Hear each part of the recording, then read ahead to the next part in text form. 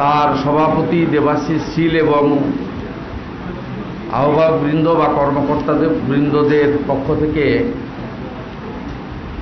অভিনন্দন ইতিমধ্যে জ্ঞাপন করা হয়েছে এবং আমি পশ্চিমবঙ্গ বিধানসভার বিরোধী দলনেতা হিসেবে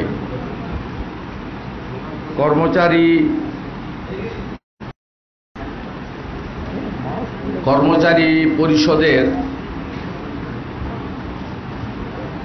আহ্বানে কতগুলো যুক্তিসঙ্গত দাবি এবং রাজ্য সরকারের বিভিন্ন স্তরের কর্মচারী এবং আধিকারিকদের সমস্যা নিয়ে আজকের এই সাংবাদিক সালের মার্চ মাস থেকে অদ্যাবধি যে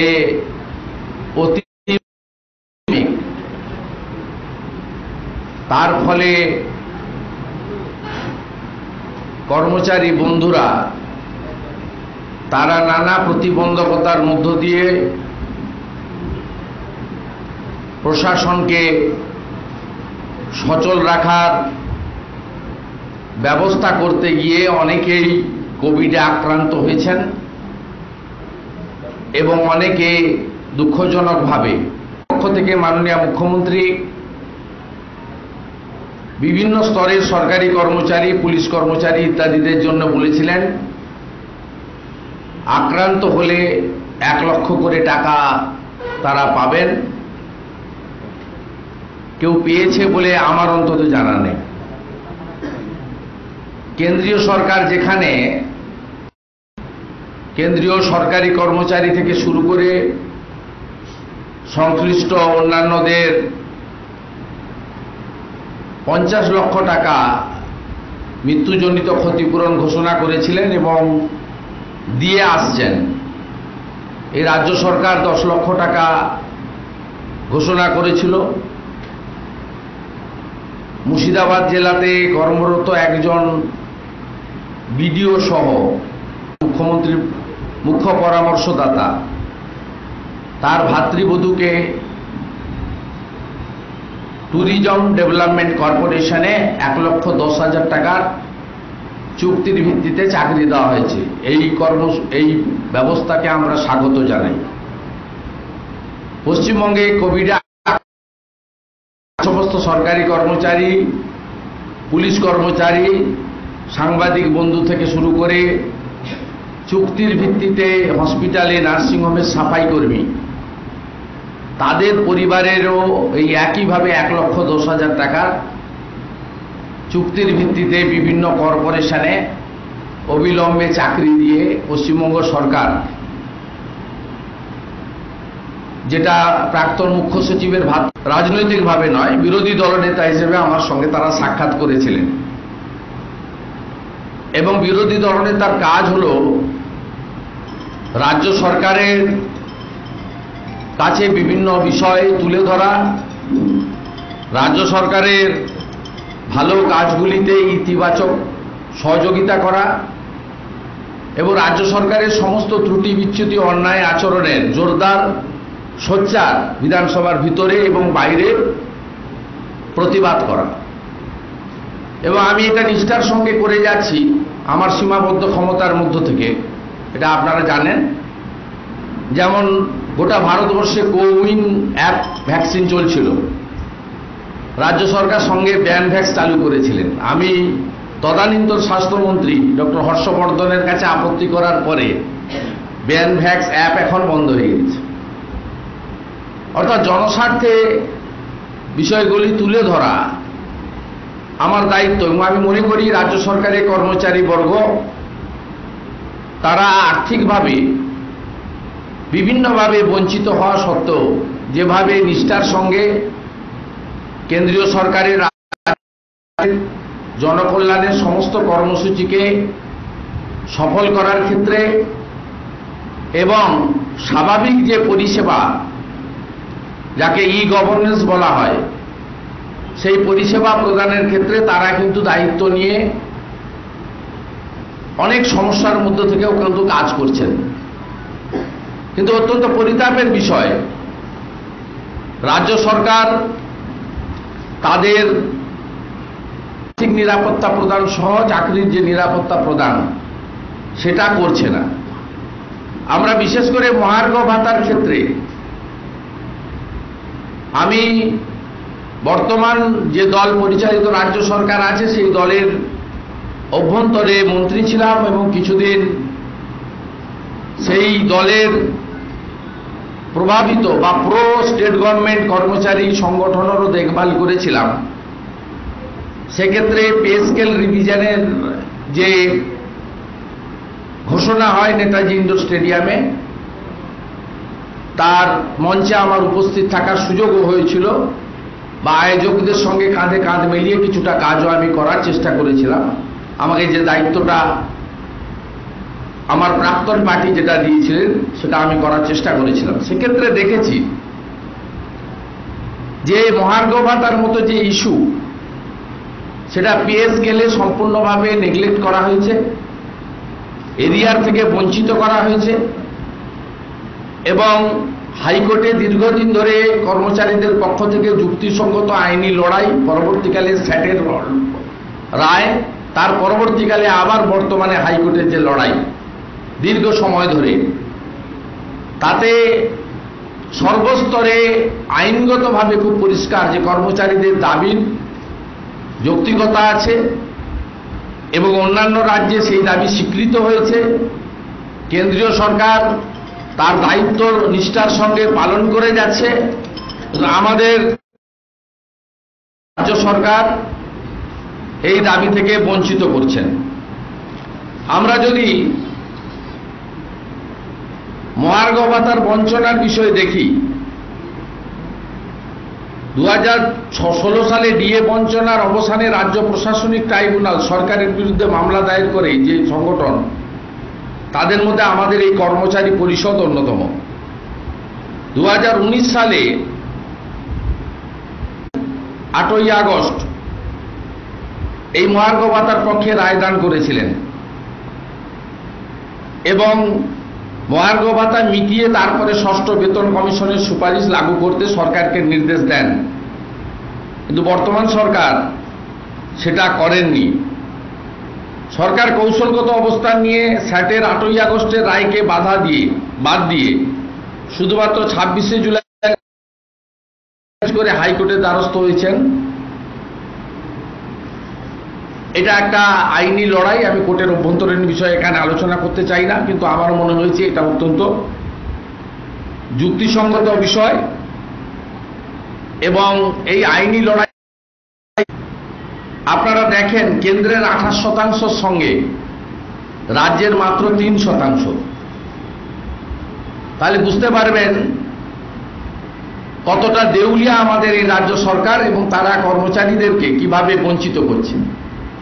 এক্ষেত্রে বলে রাখা দরকার, কর্মচারী এবং আধিকারিকদের মধ্যে গরিষ্ঠ সংখ্যক 90%-এর বেশি তাদেরকে বঞ্চিত করে সব জায়গায় কিন্তু একটা সুবিধাভোগী শ্রেণী এই সরকার তৈরি করেছেন। তার মাননীয় মুখ্যমন্ত্রী তার সিএমও থেকে তৈরি করেছেন। যেমন এ গ্রেডের অফিসারের ক্ষেত্রে শুধু দেখবেন এক্সিকিউটিভ যারা বিডিও এসডিওরা, তাদের ক্ষেত্রে যে বেতনের ব্যবস্থা করেছেন, এই একই ক্যাডার থেকে উত্তীর্ণ হয়ে যারা কাজ করছেন ল্যান্ড ডিপার্টমেন্টে, ফুড ডিপার্টমেন্টে, কোঅপারেটিভ ডিপার্টমেন্টে বা অন্যান্য ডিপার্টমেন্টে, তাদের সবাইকে বঞ্চিত করেছেন। তাদের সংখ্যাটা কিন্তু 100-র মধ্যে 90। ঠিক একইভাবে পুলিশের মধ্যে দেখবেন মাননীয় মুখ্যমন্ত্রী এবং তার ভ্রাতুষ্পুত্রকে পাহারা দেন ডাইরেক্টর অফ সিকিউরিটি। এই ডাইরেক্টর অফ সিকিউরিটির লোকেদেরকে প্রায় 10,000 টাকা এক্সট্রা অ্যালাউন্স দেওয়া হয়। সেক্ষেত্রে গোটা পশ্চিমবঙ্গের পুলিশ কর্মচারীরা এখান থেকে যেমন রেশন থেকে বঞ্চিত করেছেন, ঠিক একইভাবে এখান থেকেও বঞ্চিত করেছেন। এটা পুলিশের ক্ষেত্রে, সরকারি কর্মচারীদের ক্ষেত্রে, মানে ডি গ্রুপ থেকে এ গ্রেডের অফিসার পর্যন্ত তাদের ক্ষেত্রে এই বঞ্চনার শিকার পশ্চিমবঙ্গে হচ্ছে। রাজ্য কর্মচারী পরিষদ ট্রান্সফার করে দিচ্ছে, ভিজিলেন্স বসাচ্ছে, নানা ধরনের দমন পীড়ন নীতি, যা বিগত সরকারের সমস্ত সরকারের সময়কালকে একেবারে অতিক্রম করে গেছে। এমনকি সিনিয়র এমপ্লয়িরা বলেন বা কর্মচারী আন্দোলনের নেতারা বলেন যে জরুরি অবস্থার সময়ে বা প্রাক্তন মুখ্যমন্ত্রী সিদ্ধার্থ শঙ্কর রায়ের সময়ও যে কমিশন হয়েছিল তার বাইরে গিয়েও এই সরকার তার দমন পীড়নের নীতিটাকে এমন জায়গায় নিয়ে গেছে যেটা স্বাধীনতার পরবর্তী সময়কালে কোনো রাজ্য তো করেননি, এই রাজ্যেও সেই জিনিস হয়নি। প্রতিহিংসামূলক বদলির উদাহরণ যদি আমরা দিতে যাই তাহলে দেখব কর্মচারী পরিষদ করার জন্য কর্মচারী পরিষদকে সংগঠিত করে বকেয়া মহার্ঘ ভাতা এবং চাকুরির ক্ষেত্রে সম্মান এবং নিরাপত্তা, এই যুক্তিসঙ্গত দাবি তোলার জন্য কাউকে সাগরে, কাউকে আলিপুরদুয়ারে, কাউকে বড়জোড়াতে, যাতে তিনি পাহাড়ের কালিম্পং, কার্শিয়াং, দার্জিলিংয়েও পর্যন্ত ট্রান্সফার করে তারা যে সমস্ত জায়গায় উচ্চতার সঙ্গে কাজ করতেন, মহাকরণ আপনার নবান্নতে কাজ করেন, তাকে সাগরে বিডিও অফিসে বা আলিপুরদুয়ারে মোটর ভেহিকেল অফিসে তাকে অসম্মানজনকভাবে বদলি করে, এরকম অসংখ্য উদাহরণ নজির আমরা দিতে পারি। কিন্তু গণতন্ত্রে কখনো এই সমস্ত দমন পীড়ন শেষ কথা বলে না। শেষ কথা বলে জনগণ, এটা বারে বারে প্রমাণ হয়েছে। 2006 সালেও একটা সরকার ছিল, তারা 235 আর 30-এর দম্ভ দেখাতেন। বর্তমান সরকারও একইভাবে 213, 77-এর দম্ভ দেখাচ্ছেন। কিন্তু এই দম্ভ গণতন্ত্রের শেষ কথা বলে না। গণতন্ত্রে কিন্তু মানুষই জয়যুক্ত হয়। আমাদের সংবিধানের দুটি স্তম্ভের উপর আমাদের আস্থা আছে, একটা জুডিশিয়ারি, বিচার ব্যবস্থা, আর একটা হচ্ছে সংবাদ মাধ্যম। সেই সংবাদ মাধ্যমের মধ্য দিয়ে পশ্চিমবঙ্গে সরকারি কর্মচারী, আধিকারিক, পুলিশ কর্মী থেকে সর্বস্তরে আপনি তাকিয়ে দেখুন, নার্সরা বেতন পাচ্ছে না, তারা রাস্তায়, যাদের এই সময় কোভিডের সময় সেবা দেওয়ার কথা। আজকে স্বাস্থ্য ভবনের সামনে আশা কর্মীরা 4 মাস বেতন পাননি, বিক্ষোভ দেখাচ্ছেন। আজকে দেখুন বিকাশ ভবনের সামনে লাগাতার বিভিন্ন স্তরে শিক্ষক, শিক্ষিকা, শিক্ষাকর্মী, শিক্ষামিত্র তারা ধর্ণা দিচ্ছেন। রাজ্যে চাকরি নেই, ভোট এলেই 60,000 গ্রুপ ডির নিয়োগের কথা বলা হয়, ভোট এলেই শূন্যপদ পূরণের কথা বলা হয়। রাজ্য সরকারের পক্ষে রাজ্যপাল মহোদয় যে বক্তৃতা রেখেছেন নতুন সরকারের, সেখানে 1.5 কোটি চাকরি দেওয়ার কথা বলা হয়েছে। 1.5 কোটি চাকরি কারা পেয়েছেন, বাস্তবটা কি সে আপনারা জানেন। কারণ পশ্চিমবঙ্গে 23% বেকার, 22.something, এটা সমস্ত জায়গায় তথ্যের মধ্য দিয়ে উঠে এসেছে, স্বীকৃত তথ্যের মধ্য দিয়ে উঠে এসেছে। তাই একদিকে অস্থায়ী কর্মচারী দিয়ে, কন্ট্রাকচুয়াল দিয়ে, ক্যাজুয়াল দিয়ে সরকারি দপ্তর চালানো, শূন্য পদগুলো পূরণ না করা, অন্যদিকে সুবিধাভোগী শ্রেণী সৃষ্টি করে গরিষ্ঠ সংখ্যক কর্মচারীদের যুক্তিগ্রাহ্য দাবি থেকে বঞ্চিত করা, আর গণতান্ত্রিক আন্দোলনের মধ্য দিয়ে এই সরকারের সময়ে সরকারি কর্মচারী সংগঠন প্রায় তুলে দেওয়া হয়েছে। শাসক দলের কর্মচারী সংগঠনেরও আপনি কোনো হদিস পাবেন না, কোথাও দেখতে পাবেন না, খুঁজে পাওয়া যাবে না, এটা কোথাও নেই। নিশ্চয়ই নিজেদের পরিষেবা দান, কাজের সময় ফাঁকি না দেওয়া, অ্যাকাউন্টেবিলিটি, সিনসিয়ারিটি, ডেডিকেশন, এগুলো নিয়ে কম্প্রোমাইজ করতে বিরোধী দলনেতা বা আমাদের কর্মচারী পরিষদ বলে না। কিন্তু আমরা এই কথা বলি যে যে যুক্তিগ্রাহ্য বিষয় নিয়ে কথা বলার অধিকার, আলোচনার অধিকার, তাদের যে ট্রেড ইউনিয়নের অধিকার দিয়ে গেছে ভারতবর্ষের মহান সংবিধান, জায়গা থেকে কর্মচারীরা বঞ্চিত হচ্ছেন। পুলিশদেরকেও একইভাবে তাদের সংগঠন তুলে দিয়ে সরকারি দলের তাবেদার সংগঠন ওয়েলফেয়ার অ্যাসোসিয়েশনের নামে পোস্টাল ব্যালট কালেকশন করার কাজে নিয়োজিত করা হয়েছিল ওই ওয়েলফেয়ার অ্যাসোসিয়েশনকে। কিন্তু যে পুলিশরা কোভিডে মারা গেছেন তাদের পরিবারকে 10 লক্ষ টাকা দেওয়া, আক্রান্ত লোকেদের যারা অসুস্থ হয়ে গেছেন, পার্মানেন্ট অসুস্থ হয়নি, লড়াই না করে নিষ্পত্তি করুন, এদের দাবিতে স্বীকৃতি দেন। ধার আপনি করছেন 1,84,000 কোটি টাকা দিয়ে শুরু করেছেন, এখন 4,54,000 কোটি টাকা আপনি ঋণ করেছেন। আমি ঋণ করতে বলবো না, কিন্তু আপনি যেভাবে ঋণ করছেন, খেলা মেলা দান খয়রাতি বিতরণ করছেন, ঠিক একইভাবে যারা গোটা প্রশাসনটাকে সচল রেখেছে, বিধানসভা আইন তৈরি করে, মন্ত্রিসভার সিদ্ধান্ত নেয় আর কার্যকর করেন কিন্তু আমাদের কর্মচারী বন্ধুরা, আর তাদের নিয়ন্ত্রণ করেন এই গ্রেডের অফিসাররা একেবারে গ্রাসরুটের নিচের তলায়। তাদের দাবিতে স্বীকৃতি দেওয়া উচিত বলে আমার মনে হয়েছে। নইলে তাদের যে লড়াই, এই লড়াইতে বিরোধী দলনেতা আছে, তারা সুপ্রিম কোর্ট কোভিডের সময় অনেক যন্ত্রণার মধ্যে কর্মচারী পরিষদের লোকজন রয়েছে, কিন্তু তারা আমাকে কথা দিয়েছে, আমি তাদের বলেছিলাম আপনারা আমাকে নিয়ে গিয়ে প্রেস কনফারেন্স করছেন, আবার কিন্তু ধাক্কা খাবেন, আবার কিন্তু দমন পীড়ন হবে, আবার কিন্তু ক্ষমতার দম্ভের বহিঃপ্রকাশ ঘটবে। তারা বলেছেন যে এগুলো আমাদের সওয়া হয়ে গেছে, আমরা এগুলোতে ভুক্তভোগী এবং আরো কিছু যদি হয় তার জন্য আমরা প্রস্তুত আছি, কিন্তু কর্মচারীদের মহার্ঘ ভাতা যুক্তিসঙ্গত দাবি থেকে বাংলার শিক্ষিত বেকার যুবকদের মাধ্যমে শূন্য পদগুলো পূরণের ক্ষেত্রে যে লড়াই শুরু হয়েছে, সেই লড়াইতে আমরা মাথা নত করব না। তাই কর্মচারী পরিষদ স্বামী বিবেকানন্দের মহান মন্ত্র চরৈবতী চরৈবতীতে এগিয়ে যাক। বিরোধী দলনেতা হিসেবে আমার সমস্ত বুদ্ধি, শ্রম, সময় সব দিয়ে তাদের পাশে থাকব, এটুকু বলে আমি এই সাংবাদিক সম্মেলনে আমার বক্তব্য এখানে। আমি কেন দাবি করছি? আপনার চ্যানেলেই তো প্রতিদিন দেখাচ্ছে। 40,000 কি সিভিক ভলেন্টিয়ার্স? চাকরির ক্রাইটেরিয়াটা কি? প্রাণী মিত্রা 1,500 টাকা বেতন, সিভিক শুরু হয়েছিল 9,000, 6 মাস অন্তর রিনিউয়াল হয়। তাদের ড্রেস নেই, পিএফ নেই, কোনো ভবিষ্যৎ নেই। কি চাকরি? ভিলেজ পুলিশ 10,500, কেটে কুটে হাতে 9,400। কি চাকরি? আশাকর্মী 2,500। এই চাকরিগুলো তো 1,500 টাকায় কি হয় ভাই? 1 কুইন্টাল চাল কিনতে গেলে তো, মোটা চাল কিনতে গেলে তো 3,000 টাকার বেশি লাগে।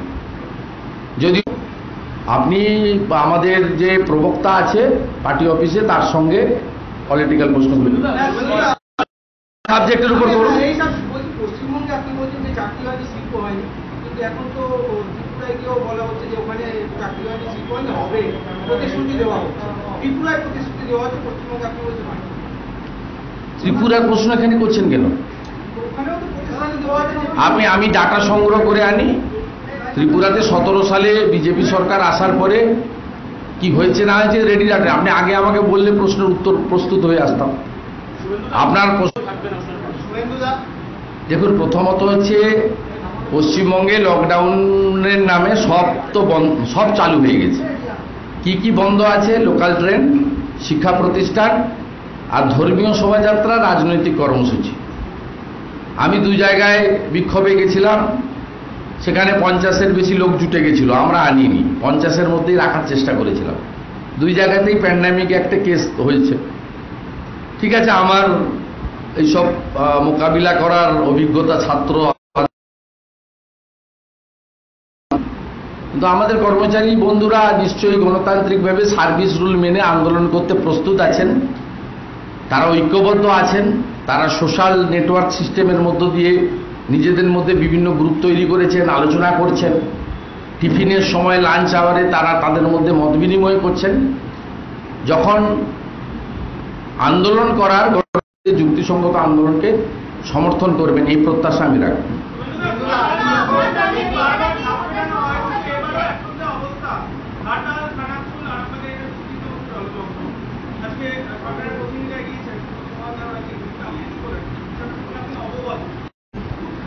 এইগুলোর মধ্য দিয়ে পশ্চিমবঙ্গে টিকে থাকা যায়। 2019 সালের জুন মাসে সেচ দপ্তরের কয়েক মাসের জন্য দায়িত্ব দিয়েছিল, এবং এখানে পুরো সিস্টেমটাই হচ্ছে একটাই পোস্ট, আর সবাই ল্যাম্প পোস্ট, এটা আপনারা জানেন। এবং আমাদেরকে মুখ্যমন্ত্রী দেখানো হতো না, আমাদের দেখানো হতো অর্থ দপ্তর। সেপ্টেম্বর মাসে অর্থ দপ্তরের থেকে অস্টারিটির একটা নোটিশ বেরোয়। সেই নোটিশে যেটা দপ্তরের 20 কোটি টাকা খরচ করার ক্ষমতা ছিল, সেটা কেটে 1 কোটি টাকা করে দেওয়া হয়। এবং নন প্ল্যানে দপ্তরের 50,000 টাকার কোনো স্কিম 1 কোটিতে হয় না। স্বাভাবিকভাবে কেন্দ্রের স্কিম, ওয়ার্ল্ড ব্যাংকের স্কিম, RIDF এর কাজ এবং রাজ্য সরকারের প্ল্যানে কাজ, এগুলো সবই 7 তলায় পাঠাতে হতো। আর 7 তলাতে মানে অর্থ দপ্তরে, আর 7 তলা অফ দ্য রেকর্ডই আমাদের বলতো 14 তলা না বলেছে, বুঝেছেন। আর আমি জুনে দায়িত্ব নিই, সেপ্টেম্বরে অস্টারিটি শুরু হয়, 2020-এর 22 মার্চ থেকে জনতা কারফিউ হয়, 2020-এর 1 এপ্রিল থেকে কোভিড কারণে সমস্ত ডেভেলপমেন্টের কাজ মানে এমার্জেন্সি ছাড়া, এমনকি একটা টি-বয় পর্যন্ত নিয়োগের ক্ষেত্রে রেস্ট্রিকশন ইম্পোজ করা হয়। এ সংক্রান্ত অর্থ দপ্তরের 3টি সার্কুলার রয়েছে। দয়া করে ওই সার্কুলারগুলো দেখে তারপরে আপনি বলবেন। আর 27শে November 2020 covid lockdown austerity restriction চলাকালীনই শুভেন্দু অধিকারী অন্য দলে যোগদান করে। তাকে কেউ তাড়ায়নি, তাকে কেউ শোকজ করেনি, তাকে কেউ সাসপেন্ড করেনি, তার বিরুদ্ধে দুর্নীতির অভিযোগ বা বিশ্বাসভঙ্গের অভিযোগও তখন কেউ করেনি। সমস্ত যা যা উনি দিয়েছিলেন সব জমা করিয়ে দিয়ে সাধারণ নাগরিক হিসেবে 19 ডিসেম্বর 2020 আমি অন্য দলে যোগ দিয়েছি। 2020 সালে 27শে নভেম্বরের পরের দিন থেকে নতুন সেচ মন্ত্রীকে নিয়োগ করা পর্যন্ত এই সরকার 5ই মে শপথ নিয়েছে, মন্ত্রীরা 10 তারিখে সম্ভবত শপথ নিয়েছে। 9ই মে পর্যন্ত রাজ্যের সেচ মন্ত্রীর নাম ছিল মুখ্যমন্ত্রী মমতা ব্যানার্জি।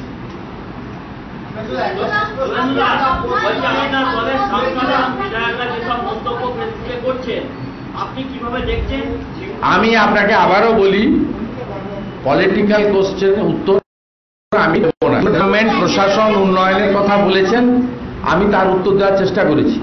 আপনারা আগামী বুধবার আমার সঙ্গে মিলিত হবেন। আমি পরশুদিন ওই লক্ষ্মীর